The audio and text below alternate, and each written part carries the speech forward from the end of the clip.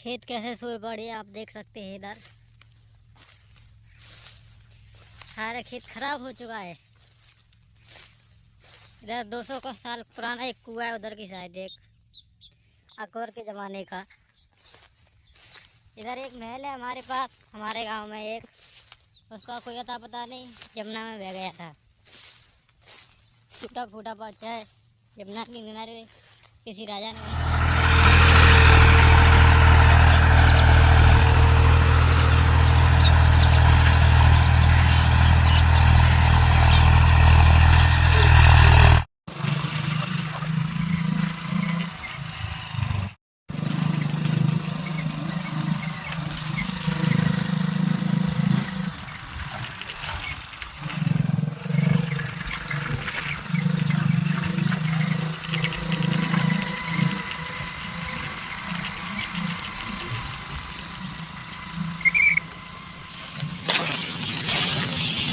ये आप देख सकते हैं, ये हमारे गांव वालों के खेत है।